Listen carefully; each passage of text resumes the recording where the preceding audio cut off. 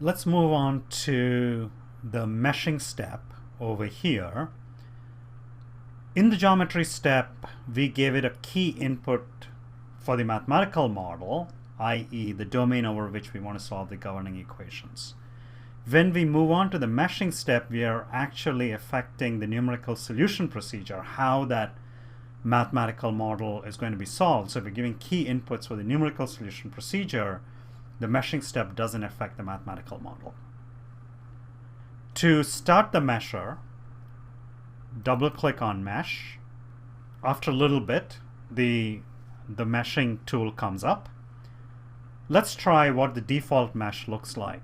So I'll highlight mesh in the tree and say update. And that gives me a coarse mesh. It's just one division along the radial direction. So that's too coarse of a mesh. So I want to put in more cells, and I can control that by putting in what I call sizing. So I go to mesh control, sizing, and let's select the edge selection filter and select that edge, hold down the control key and select that edge and say apply.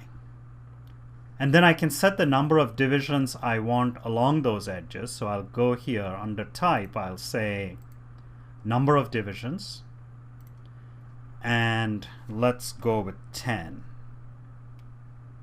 Okay, this is what I'm going to try initially. Similarly, let's put in a sizing for these two edges. So I'll say mesh control sizing and select that edge, and if I just drag the cursor, I can select both edges. That's called paint select. Apply. And I'll set the number of divisions to be 100. And then update the mesh. If I highlight mesh in the tree, I can see it. And if I zoom in here, I see that, I get some triangles and so on. Whereas this is simple geometry. I just want to have a nice regular mesh called a structured mesh.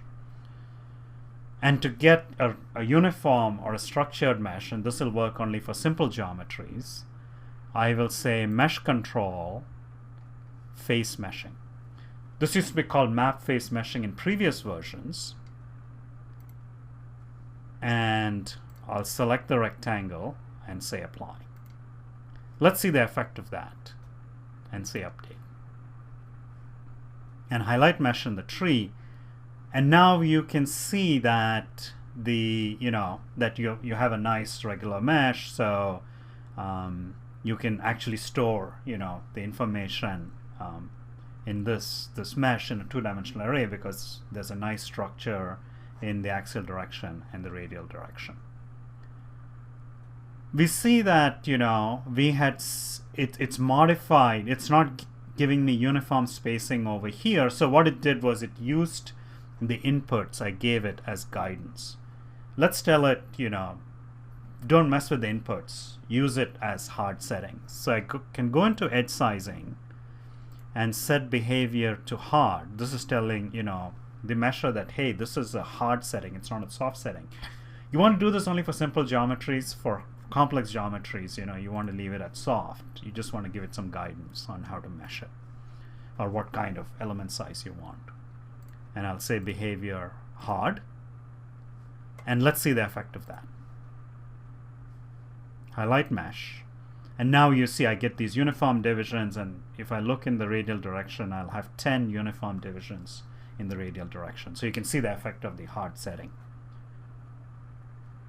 The bullseye that you see is showing me the sizings that are actually under here. That's called, the advanced. So this, the advanced size function. This is very useful for complex geometries, and the defaults are set for complex geometries. I like to turn it off for simple geometries.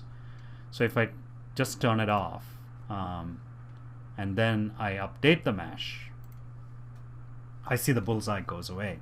and I have a nice regular mesh with 100 divisions in the axial direction and 10 divisions in the radial direction.